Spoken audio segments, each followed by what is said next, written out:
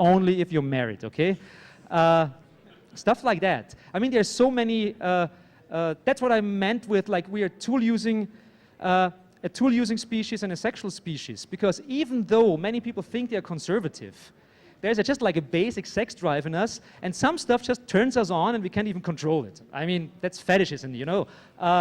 And sometimes, you know, there are crazy, interesting stories of like, even like the most crazy, like teabagging people building sex machines. I mean, what?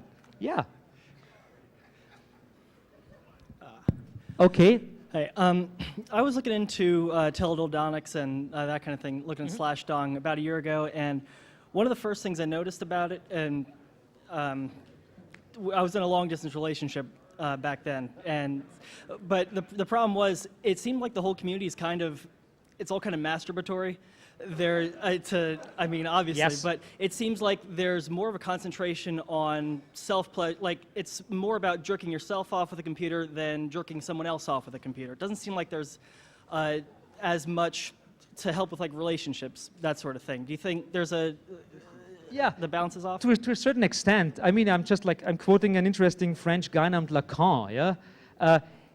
Lacan is a French philosopher, and he pretty much tells us that there's always the other, and the other is always a projection of ourselves. So even though you think you're just like jerking off with someone else, I mean, at least you're jerking off with someone else. And there is no way to tell what's real sex and what's not real sex. I mean, it's just like a common cultural idea of what sex should be. But that might change in the future. That's what I'm talking about when I'm talking about like changing gender and stuff like that. This like basic idea of like, yeah, there are two like predominantly male, female guys in bed and doing like 5 or 6 different like kind of sex positions and stuff like that. Of course, that's valid, and it's been done for a long time. But the introduction of technology into sexuality changed humanity, and it will change humanity in the future. So even though at the moment it might be a little bit boring, it might change because technology might become better, or B, maybe that's the way, maybe that's a new era of sexual like interactions that might not be comparable with what we had before. I don't know.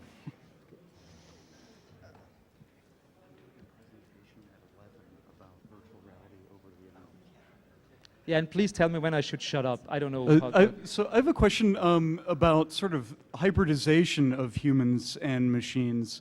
So there's work, I don't know if you're familiar with Stellark. Of course, yeah. Yeah. Crazy Australian, yeah. Yeah, great guy. What are your thoughts on that in actually incorporating the technology into our bodies as opposed to just outside machines? That was pretty much like the topic of last year's Ars Electronica, like of intercourse and intracourse. I mean, if you're not familiar to Stellark, he's a crazy artist, technologist, and he's done stuff like actually swallowing pieces of art that would then be in his stomach as part of him. So he's like putting art into himself and stuff like that. Of course, I mean, he has this like general vision of whatever, like he thinks that humans should not think of like just going to space, they should live in space. And they should not live in like in a tin can like the ISS. They should be in space, like their body should be modified to be able to tolerate like, I don't know, like 2 Kelvin or whatever, yeah?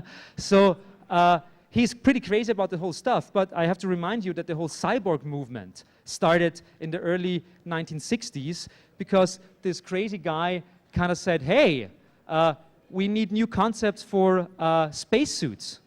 And he came up with the general idea of the cyborg. So the idea of the cyborg was created because someone was thinking about spacesuits. And I mean, if you can think of it, there is porn of it. I'm not sure if there is spacesuit porn, but I can tell you, a couple of years ago, actually 10 years ago, there was the first ejaculation in zero gravity. It was shot for a porn film in one of these like diving airplanes for a film called the Uranus Experiment. I mean, a porn production company invested money in hiring like one of these like parabolic airplanes to shoot a cum shot, okay? Check it out, it's probably on Pirate Bay. Uranus Experiment. Okay, yeah. So the hybridization, I think it will happen. I don't know how it will happen, but I mean, for the start, 2 penises are okay, I guess, yeah. So you talk about sex being a driver for a lot of technological innovation. Are you concerned that this only drives certain parts of technological innovation and that ultimately it will become self-serving and basically be the end of human civilization? Yeah, I think the main problem is that the main problem of human civilization at the moment is, I mean, we are all longing for like an apocalypse. Just like every time it's always bad, like all the bad apocalypse movies pop up, like Logan's Run and stuff. I mean, it's not bad, but there are certain areas when popular culture actually reflects what people think about their society. In the 70s, lots of like doomsday films, and now the doomsday films like re-emerge because, you know, it's such a bad time and stuff. The problem is that the real apocalypse is that the apocalypse will never happen. That's the problem. We are stuck in this like ongoing, it might get better, no, it's just like going worse, it might get better, no, it's just going worse. That's the problem of human civilization at the moment, yeah? So I think that if we talk like from a moralistic point of view about sex and technology, we can't, it's like a, it's pure speculation, of course. I mean, you can think it's probably a bad thing that Gutenberg printed erotica on his printing press, but I'm not sure if that was a good or bad decision. We cannot like just like make a decision of, okay, well, he should not have done that. They should not have marketed the swinger. They should not have like invested in broadband internet because it was just for like wankers at home who don't want to go to a DVD or VHS store to get their porn. I don't know. I think it's hard to judge all of that stuff. It's way more interesting, I think, to look into details, to take one certain aspect, like Blu-ray. Why is Blu-ray there and not the HD kind of thing, yeah? Or what was actually the opposite thing of Blu-ray? What did Blu-ray kick out? HD DVD, that was it, okay. And Blu-ray just made it because the Japanese porn market was highly interested in Blu-ray DVD, okay? So, again, we have this like VHS kind of thing, but I highly urge you to go online and check the backstory of Blu-ray and why they decided to do it and blah, blah, blah. That's an interesting way to deal with the problem. The problem is not, we cannot talk about, will the human species go down the drains?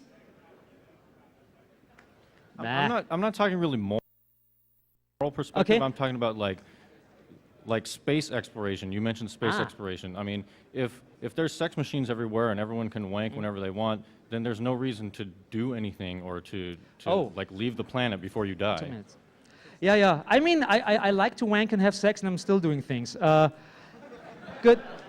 One recommendation about that. There's an excellent Scottish writer called Ian Banks. You've heard of Ian Banks? Ian Banks, or sometimes Ian M. Banks. And he wrote his first science fiction novel in 1987 called Consider Phlebas. Consider Phlebas. And he created a really interesting universe called The Culture. The Culture is pretty much like a socialist, anarchist utopia. And you think, hey, that's boring. I mean, socialist, utopia, anarchist, everyone can do whatever they like, they can change their sexes, they can change their genders, they can do whatever they like, everything is possible, body modifications, blah, yeah? That's boring. And I tell you, it's not boring. Read all the culture novels, the culture cycle by Ian Banks about this interesting utopia that still has problems, but it could give you a sense of what I'm talking about, how we might be able to change society in the future. And I'm not, of course it's science fiction, of course it's to a certain extent not plausible, but it gives you an interesting point of view about what could happen, and maybe we should do that. Thanks a lot. I have to stop now. If you have questions, I'm down here somewhere, and I'll have a second talk tomorrow at 7 p.m. over there somewhere, and I'm talking about failing and how we should all fail, and that failing is the only driving force we have. So thank you. I hope I failed tonight. Not tonight, in the afternoon. I failed. It's the afternoon. Thanks a lot. Bye-bye.